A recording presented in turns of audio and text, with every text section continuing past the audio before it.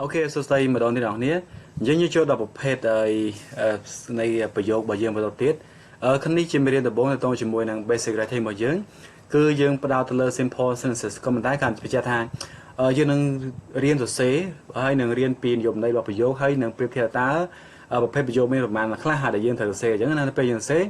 Dương ai cất bí một pageประโยคแบบnăng simple sentence còn mình một page sentence. Đằng bây giờ mình phim người xưa cũng áo dương trả lòng. Cho nên cái này dương trả bỏ trả lòng tới thua ấy nè an nè start bỏ dương cái này cái anประโยคdương cứ thua mình ca là thằng mình vô giống này. Ok cho nên mới cái ta chuẩn bị từ 4 cái số thằng what is a sentence ta ở quay tới cái chiềuประโยคchứ như riêng sẽประโยคnhư thời đơn tới phí nội dung này bỏประโยคsân này. Cho nên mới cái ta a sentence is a group of words that contains a subject and a verb and expresses a complete thought. Chẳng nội dung này bỏประโยคcứ chia ក្រុមនៃពាក្យដែលមានប្រធាននិងគេអសព្ទអញ្ចឹងជាចាំបាច់ត្រូវតែមានប្រធានហើយត្រូវមានគេអសព្ទអញ្ចឹងណាហើយវាបង្ហាញពីគំនិតពេញលេញមានន័យថាវាមានន័យគ្រប់គ្រាន់អាចស្ដាប់បានអូខេអញ្ចឹងមើល a sentence begins with a capital letter and ends with a period អញ្ចឹងប្រយោគចាប់ផ្ដើមដោយអក្សរធំអញ្ចឹងអក្សរដំបូងគឺអក្សរ A អញ្ចឹងអក្សរធំអញ្ចឹងណាហ្នឹងគឺជាការចាប់ផ្ដើមនៃប្រយោគហើយបញ្ចប់ដោយសញ្ញាខណ្ឌអូខេយើង period ហ្នឹងវាស្មើ full stop សញ្ញាខណ្ឌសញ្ញាចុចហ្នឹងអូខេអញ្ចឹងត្រូវចាប់ផ្ដើមដោយអក្សរធំហើយបញ្ចប់ដោយសញ្ញាខណ្ឌអញ្ចឹងទៅA sentence may also end with a question mark or exclamation point, but in academic writing, most sentences end with a period. ចឹងមានន័យថាប្រយោគអាចបញ្ចប់ដោយសញ្ញាសួរឬសញ្ញាទានផងណាចឹងមិនមែនមានសញ្ញាខណ្ឌមួយទេវាអាចមានសញ្ញាសួរនៅពេលដែលយើងសួរសំណួរហើយវាមិនអាចមានសញ្ញាឧទាននៅពេលយើងនិយាយពីបង្ហាញពីអារម្មណ៍រំភើបខ្លាំងអញ្ចឹងដើមប៉ុន្តែនៅក្នុង academic writing របស់យើងប្រយោគពេលច្រើនបញ្ចប់ដោយសញ្ញាខណ្ឌយើងជាទូទៅវាបញ្ចប់ដោយ full stop ហ្នឹងឬក៏ period ហ្នឹងអូខេអូខេយើងមើលតទៀត kinds of sentences អញ្ចឹងយើងលើកប្រភេទប្រយោគមួយចំនួនយើងមិននិយាយពី declarative sentence យើងមិននិយាយពី question អីទេយើងនិយាយពីប្រភេទប្រយោគបែបនេះយើងមាន simple sentences អូខេប្រយោគធម្មតាយើងមាន compound sentences យើងមានប្រយោគអាចថាផ្សំចូលគ្នាយើងមាន complex sentences វាអាចចម្រុះអញ្ចឹងទៅហើយមាន compound complex sentences ចឹងនេះគឺជាប្រភេទប្រយោគទាំង4ដែលយើងនឹងជួបប្រទះនៅទោះបីយើងសរសេរបែបណាក៏ដោយវាត្រូវតែឈានចូលនៅក្នុងប្រភេទ14ហ្នឹងទេវាអត់មានអីទៀតទេអញ្ចឹងណាគាត់ថាប្រយោគខ្លះបើសិនយើងនិយាយពីការវាអាចបែកតាមការផ្សេងតែហ្នឹងយើងមិនមែនជាករណីទេតែវាទោះបីយើងសរសេរមិនក៏ដោយក៏វានៅតែស្ថិតនៅក្នុងប្រភេទ4ហ្នឹងដែរអូខេអញ្ចឹងយើងមើលបន្តទៀតតើបងយើងមើល simple sentences អញ្ចឹងប្រយោគធម្មតាអញ្ចឹងតើអ្វីទៅគឺជាប្រយោគធម្មតាហើយវាមានរូបរាងមិនដែរអូខេអញ្ចឹងយើងមើលគេថា a simple sentence has one independent clause អញ្ចឹងប្រយោគធម្មតាមានអនុប្រយោគឯករាជ្យមួយអញ្ចឹងយើងមានពាក្យថា independent clause យើងចាំទៅគឺជា simple sentence ហ្នឹងហើយគឺប្រយោគធម្មតាហ្នឹងហើយclause វាបែងចែកជាពីរវាមាន dependent គឺមិនឯករាជ្យហើយនិង independent អញ្ចឹងណានៅពេលយើងចូលរៀនចូលប្រភេទប្រយោគផ្សេងទៀតយើងនឹងចាប់ផ្ដើមស្គាល់ dependent clause ហើយអូខេឥឡូវយើងស្គាល់ independent clause សិនអញ្ចឹង independent clause ហ្នឹងគឺជាអនុប្រយោគដែលឯករាជ្យអាចឈរទៅឯងបានហើយមានន័យអាចស្ដាប់បានអូខេយើងមើលតម្រងមកវា formula អញ្ចឹងទៅប្រយោគធម្មតារបស់យើងមានតម្រង SV S ហ្នឹងតំណាងឲ្យ subject ហើយ verb អញ្ចឹងណាអញ្ចឹងក្នុងប្រយោគហ្នឹងអាចមានប្រធានមួយគេស័ព្ទមួយហើយ formula 2តម្រងទី2របស់យើងមាន SS verb អញ្ចឹងអាចមានប្រធាន2ហើយជាមួយនឹងគេស័ព្ទមួយអញ្ចឹងទៅតម្រងទី3អាចមានប្រធាន2ហើយជាមួយនឹងគេស័ព្ទ2ផងដែរហើយតម្រងទី4យើងមានអាច subject verb សរៀងទី1ដែរគាត់ថាអានេះវាមានចំណុចពិសេសបន្តិចហើយចុងក្រោយគឺយើងមាន SVV មានគេស័ព្ទដល់12ប្រធានមានតែមួយអញ្ចឹងចឹងយើងមើលនេះគឺជាតម្រងរបស់ប្រយោគធម្មតាហើយឥឡូវយើងមើល subject អញ្ចឹងតើអ្វីទៅជា subject អូខេអញ្ចឹងយើងត្រូវតែស្គាល់ពីប្រធានត្រូវស្គាល់ពីគេស័ព្ទអញ្ចឹងឥឡូវតើពាក្យណាខ្លះដែលអាចដើរតួនាទីជាប្រធានក្នុងប្រយោគមួយបានអញ្ចឹងនៅពេលយើងសរសេរប្រយោគយើងត្រូវតែគិតច្បាស់ថាយើងពងនិយាយពីអីអូខេហើយនិយាយពីប្រធានហ្នឹងឲ្យច្បាស់លាស់អូខេកាលណាយើងនិយាយដល់អត់មានប្រធានច្បាស់លាស់យើងច្បាស់ជាត្រូវបានគេអត់យល់ទេនៅពេលយើងសរសេរឬក៏និយាយក៏ដែរអញ្ចឹងពាក្យយើងមើលគេថាthe subject is in a sentence or clause is the person or thing doing, performing or controlling the action of the verb អញ្ចឹងនេះគឺជានិយមន័យរបស់ប្រធានគេថាប្រធានក្នុងប្រយោគឬអនុប្រយោគជាមនុស្សឬវត្ថុដែលកំពុងធ្វើ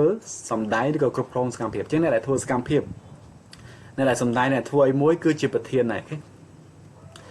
យើងមើលបន្តទៀត type of subject ប្រភេទប្រធានតើពាក្យណាខ្លះកាលណាគេនិយាយពីពាក្យណាខ្លះវាអាចឈានចូល participate ទីថ្នាក់ពាក្យអញ្ចឹងឧទាហរណ៍ថាសូម្បីតែនៅក្នុងភាសាខ្មែរយើងក៏មានថ្នាក់ពាក្យដែរថាមាននាមក៏មានថ្នាក់អញ្ចឹងណាបើអាហ្នឹងបើសិនបើយើងចេះពួកអាហ្នឹងគឺវាមានភាពងាយស្រួលក្នុងការសរសេរប្រយោគផងដែរ chứ nhưng mà taប្រភេទជាប្រធានតាពាក្យណាខ្លះអាចដាក់ទៅជាប្រធានបានចឹងទីមួយយើងមើល names nouns ចឹងនៅក្នុងភាសាខ្មែរយើងមាន name ដែរគាត់ថា name ជាបានចែកជាប្រភេទផ្សេងៗហ្នឹងទៅអូខេចឹង name អាចដាក់ទៅជាប្រធានបានnoun phrases កន្សោម name ចឹងធម្មតាកន្សោម name មាន name ហើយមានពាក្យបរិបទផ្សេងៗទៀតហ្នឹងទៅហើយយើងក៏មាន pronouns សពនាមរាល់សពនាមទាំងអស់អាចដាក់ទៅជាប្រធានបានហើយ gerunds កិរិយានាមអញ្ចឹងគឺជានាមដែលคล้ายមកពីកិរិយាមានន័យថាយកកិរិយាសព្ទទៅបន្ថែម ing ទៅវាទៅជាប្រធានបានដែរទៅជាកិរិយានាមហើយវាមានមុខងារជានាមហើយពេលហ្នឹងអូខេ gerund phrases អូខេកន្សោបកិរិយានាមហ្នឹងហើយយើងមាន infinitive កិរិយាសព្ទភាគដើម infinitive អាចមាន to អញ្ចឹងទៅក៏អាចដាក់ទៅជាប្រធានបានដែរហើយមាន infinitive phrases អូខេកន្សោបកិរិយាសព្ទភាគដើមហ្នឹងហើយនឹង noun clauses អញ្ចឹង noun clauses គឺជាប្រភេទអនុប្រយោគអូខេអញ្ចឹងយើងនឹងរៀនលម្អិតតែទៅមួយ noun clauses នៅពេលយើងចូលទៅដល់ចង់ថាយើងបញ្ចូលបន្ថែមនៅពេលដែលយើងចូលដល់ complex sentence ជាដើមយើងគណៈក៏ចូល complex sentence វាមានចូលជាមួយ clause ហ្នឹងហើយអូខេ dummy pronouns អញ្ចឹងសពនាមតេហ្នឹងគឺយើងក៏នឹងឲ្យឧទាហរណ៍ដែរអញ្ចឹងនេះគឺជាប្រភេទពាក្យដែលយើងអាចដើរតួជាប្រធានបាននៅក្នុងប្រយោគអញ្ចឹងត្រូវចាំហើយចង់សរលម្អិតអាចសារជាបន្ថែមអូខេយើងនឹងឧទាហរណ៍នៅពេលក្រោយបន្តអូខេឥឡូវយើងមើលឧទាហរណ៍តែតមួយ formula តម្រងរបស់ simple sentence ហ្នឹងយើងមើលប្រយោគទី1 I read books every night អញ្ចឹងយើងមើលខ្ញុំអានសៀវភៅរាល់យប់អញ្ចឹងនៅក្នុងប្រយោគហ្នឹងយើងមាន SV ប្រធានមួយហើយនឹងកិរិយាសព្ទមួយទេប្រធានគឺ I ហើយដល់ពេល read គឺជាកិរិយាសព្ទហើយធម្មតាអានវាបង្ហាញពីសកម្មភាពអញ្ចឹងណាអូខេអញ្ចឹងរាល់កិរិយាសព្ទគឺបង្ហាញពីសកម្មភាពហើយអូខេភាគច្រើនយើងមើលប្រយោគទី2 My friend and I read books every night អញ្ចឹងយើងមើលយើងមានពេលហ្នឹងខ្ញុំនិងមិត្តភក្តិរបស់ខ្ញុំឬក៏មិត្តភក្តិរបស់ខ្ញុំនិងខ្ញុំអានសៀវភៅរាល់យប់ពេលហ្នឹងយើងចូលតម្រង SSV ហើយប្រធានមាន2គឺមាន my friend ហើយនិង I មាន2អញ្ចឹងណាសកិរិយាសព្ទនៅដដែលយើងប្រើឧទាហរណ៍ដដែលដើម្បីបញ្ចូលពីតម្រងនៃប្រយោគធម្មតាហ្នឹងអូខេដើម្បីងាយស្រួលចូលយើងមើលប្រភេទមួយទៀតគឺ my friend and I read books and do homework every night អញ្ចឹងមិត្តភក្តិរបស់ខ្ញុំនិងខ្ញុំអានសៀវភៅនិងធ្វើកិច្ចការសាលារៀងរាល់យប់យើងមើលចូលតម្រង SSVV អញ្ចឹងមានប្រធាន2គឺ my friend and I 2ណាដល់ពេលកិរិយាសព្ទយើងមាន2ដែរread ហើយនឹង do អញ្ចឹងណាអញ្ចឹងនេះក៏ជាប្រភេទនៃប្រយោគ simple sentence ដែរប្រយោគធម្មតាហ្នឹងអូខេយើងមកឧទាហរណ៍បន្តទៀត I will read books tonight អញ្ចឹង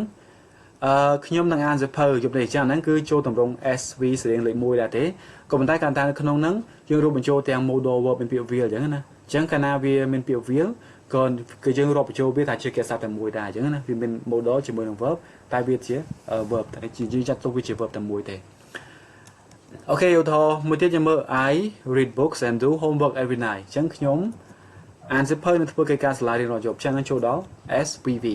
ប្រធានយើងមានតែមួយទេមាន I ទេដល់ពេល verb យើងមាន read ផងយើងមាន do ផងអូខេអញ្ចឹងកាលណាយើងសរសេរប្រយោគយើងត្រូវចាំ simple sentence របស់យើងពុំតម្រងវាមានតែប៉ុណ្្នឹងទេមាន SV ជាដើម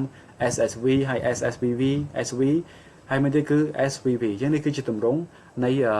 ប្រយោគធម្មតាយើងពេលសរសេរយើងត្រូវតែគិតថាតើយើងគួរសរសេរបែបណាយកតម្រងណាមួយហើយត្រូវតែមានប្រធានមានកិរិយាសព្ទច្បាស់លាស់អូខេហើយមានសញ្ញាខណ្ឌច្បាស់លាស់ប្រយោគចាប់ដើមដល់អក្សរធំច្បាស់លាស់អូខេអូខេអញ្ចឹងមេរៀនដំបូងទាក់ទងជាមួយ simple sentences យើងមានតែប៉ុណ្្នឹងទេយើងនឹងសរសេរឧទាហរណ៍បន្ថែមឲ្យទាក់ទងជាមួយនឹងប្រធាននៃជាក៏ដោយទាក់ទងមួយកិរិយាសព្ទក៏ដោយដើម្បីឲ្យយើងរៀនសរសេរពីឲ្យបានតែកាន់តែច្បាស់ទាក់ទងមួយ simple sentence នឹងហើយយើងនឹងមានបែងចែកជា simple sentence ហើយប្រភេទប្រយោគផ្សេងទៀតនៅមេរៀនផ្សេងៗគ្នាអញ្ចឹងណាដើម្បីអាចអ្នកនេះអាចរៀនសរសេររៀនស្វែងយល់ពីវាអរគុណច្រើនអញ្ចឹងមេរៀននេះយើងមានតែប៉ុណ្្នឹងទេជួបគ្នានៅមេរៀនបន្តទៀត Thank you